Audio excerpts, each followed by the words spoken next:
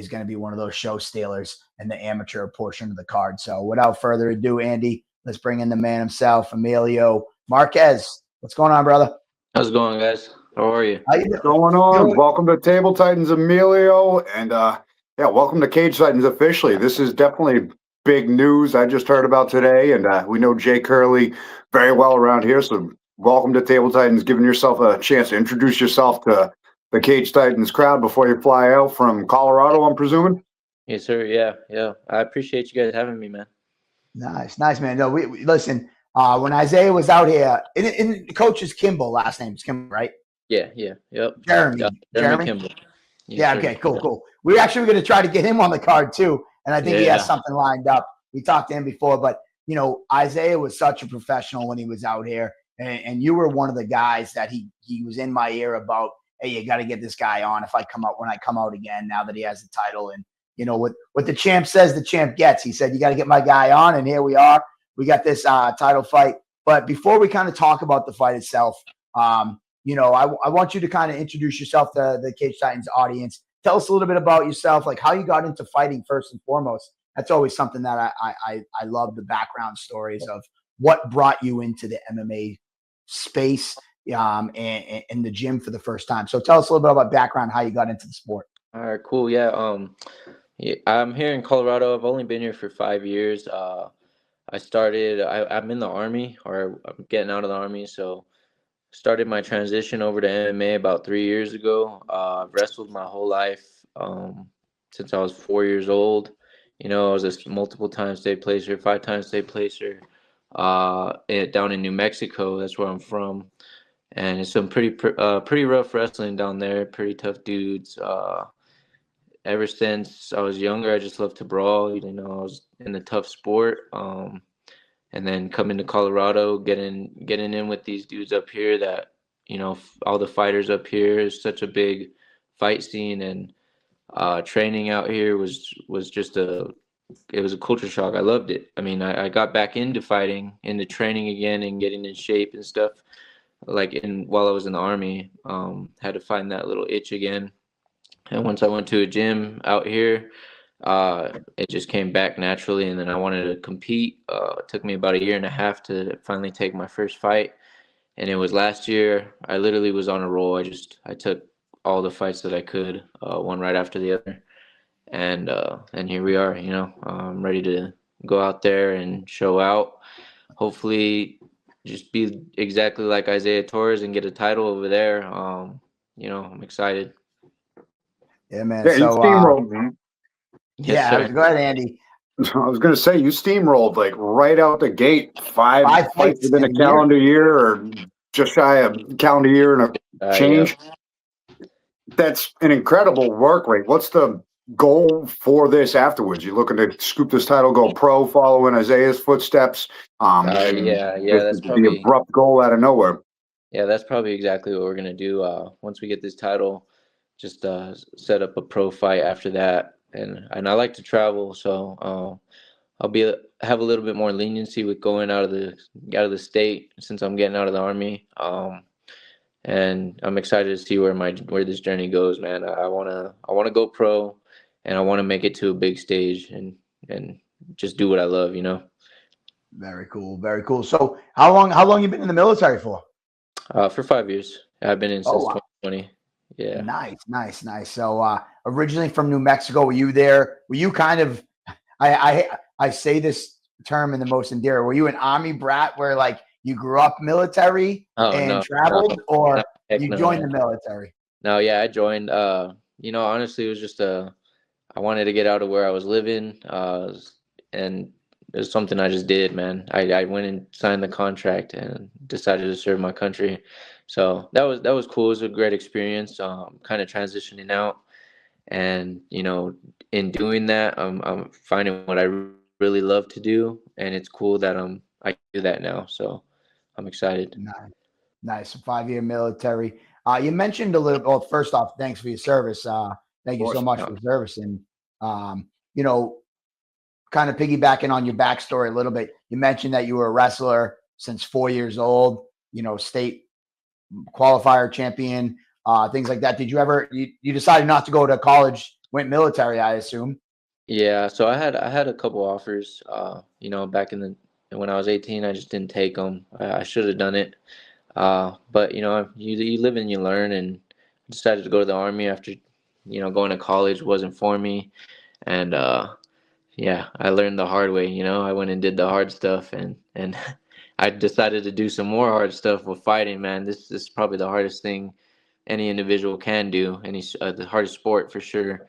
Uh, but I've been in the suck, and that's the saying in the Army or in the military. So I'm used to it, and yeah. What's it like for yourself? Andy mentioned the work rate.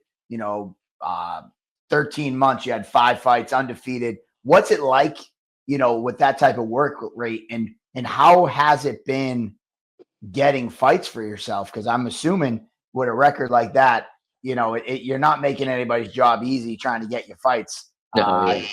So how's that going? It was a roll. All last year was just nonstop, and I felt great. I mean, I didn't have too many injuries, nothing too serious. After this last fight, I took a little time off, enjoy my family. So I just wanted to relax and enjoy that for a little bit. Kept training, but didn't take any fights over that span. And now that I have a son now, so I'm enjoying him now that he's here. And now he's here. I decided to take the fight and just go after it. So nice. Well, congratulations as a father of 5. From a father of 5 to someone having your first kid, I wish you all the best in fatherhood, man. It's an amazing thing. Man. I appreciate it. Yeah. Nice. Isaiah says, "Just know I'm still dropping you at practice." Yeah. He's waiting. They're waiting on me right now. I gotta go get beat Hey, up. Isaiah, listen, man. We want you guys to get healthy to the fights. We're dropping my man here, Yeah. Yeah. Let's get a little jab back at Isaiah. You guys are doing wrestling rounds. How many takedowns you hitting on him? Oh, we don't. We try not to wrestle. Actually, we stand up. We stand and bang. So, Okay. being a wrestler and training with these dudes, that's what I learned. I learned a lot to just bite on the mouthpiece and throw your hands, man. And these dudes are elite, man. I mean, Isaiah Torres striking is insane. If you guys didn't see, like in any of his past fights, and he did, he submitted his last guy, right? Yeah. We rarely do submissions, man. So that just shows you like how well-rounded Isaiah Torres is. And yeah, we always make the joke in practice, like if you shoot first, like whoever shoots first, you like call us some names, but we can't. You're a bitch. You can say, listen, we're not whoever PG shoots here. first, you're a bitch or whatever, And that's just the mentality we have at practice. We have fun and we beat the crap out of each other, but that's the mentality we have. And hopefully, come fight night, we can show a little bit more of that with me as well. So I'm not going to keep Isaiah. I'm not going to keep him waiting too long for you to get back into the training room. And I don't want to keep you long, but let's quickly go over to your opponent, Jaden Curley. Tell us a little bit about what you know so far about him, if you've done any research, or if you're just a guy that says, I don't care what he does, this is what I'm going to do. But tell us what you know a little bit, because obviously he has some wrestling accolades as well, like yourself. Oh, yeah. Yeah, I've seen, I've watched his fights. I noticed he's a pretty dominant wrestler as well. Just seeing from what I've seen, his hands are decent. I'm ready for whatever, though. My team, we put together a plan. We've already, just from watching him the past couple days and getting the news about the fight, we already have a plan set for him. So hopefully we can execute, be in good shape, go over there, go down at sea level. That helps a lot just to fight these longer or more rounds, I assume, and, get the dub.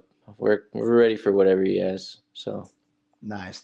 Actually, I didn't even realize that you guys are in Colorado, so you're above sea level. They're so you're always coming. elevated. yes, sir. Yeah. Ever been to the East Coast? Yeah, I used to go. My brother used to live over there, so I used to visit once in a while. Never. In Mass or? No, he used to live in South Carolina, North Carolina, so on that side of the, country. South of the East Coast. When we say East Coast, everybody just assumes we're in Massachusetts. We just think the world revolves around us on the East Coast. Yeah. Yeah.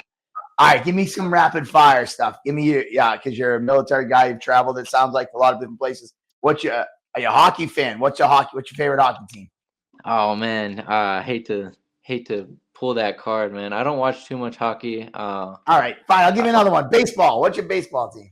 A baseball team, the Dodgers, man. It's probably my Dodgers? first MLB team. I went to the Dodgers game, so I just All right, basketball. basketball, not too much. I don't watch too All much right. basketball, dude. I'm kind of He's a stick to wrestler.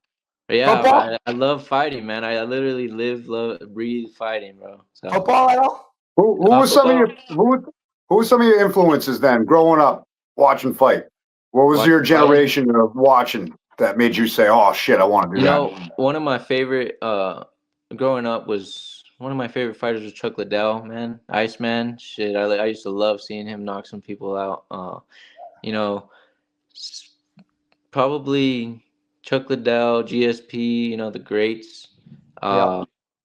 I just grew up and I loved watching it. Also, my oldest brother used to fight, back when it started getting popular.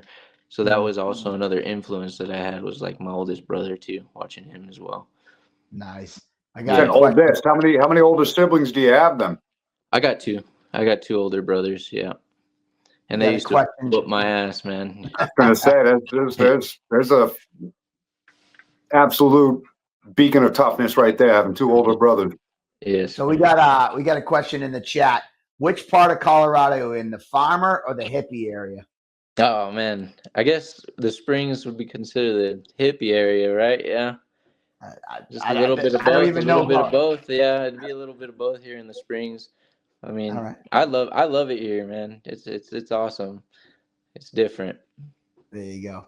Well, I'm going to give the floor to you and give the elevator pitch in 30 seconds or less to the Cage Titans audience why they should be excited to watch Emilio Marquez on November 15th. All right, yeah. Hey, Cage Titan fans, I hope you guys enjoy this fight coming up. Just be ready to see some fireworks. Be ready to see, some exciting stuff. I don't got no quit in me. He's gonna have to put me out, and I'm expecting him to want to put me out. So I got a chin on me. I get hit by some pretty tough dudes, and I'm ready to just throw hands and go at it with this guy. So all respect to my opponent. But once we get in that cage, we're not friends.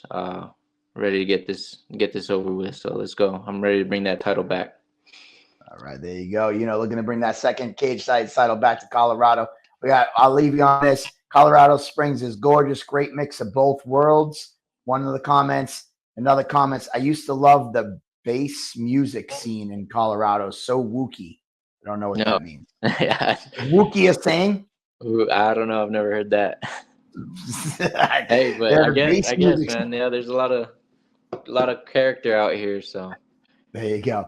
All right, man. Well, hey, tell Isaiah. Land of South Park. yeah. Oh, it's from South Park? Okay. Well, tell Isaiah I said hello. Don't beat each other up too much. We need you guys healthy in a few weeks. And we'll be sure to check in with you again before the fight. And we'll be sure to have Isaiah on in a few weeks and have him talk about his fight as well. Awesome. Sounds good. I appreciate you guys. Thank you. Thank you, Emilio. Have a good one. Take it easy. All right, there you go. Emilio Marquez takes on Jaden Curley Saturday, November 15th at Cage Titan 73. Jaden will be calling in about 20 minutes, so I'm not sure if he caught some of this. We'll ask him some questions, what he knows about Emilio, and how excited he is looking forward to this fight. So yeah, it's a great amateur matchup, especially with the finish that Jay Curley's coming off of. Nobody's forgetting that anytime soon. That was as vicious of a knockout, and for Emilio to be this confident and looking forward for this matchup, testament to how game he really is. And just looking at his work rate the past year, that's an impressive rate. 5 fights in 15 months or however long of a span it was. This kid's hungry, undefeated, and this is going to be one hell of a scrap for the welterweight title at the amateur level.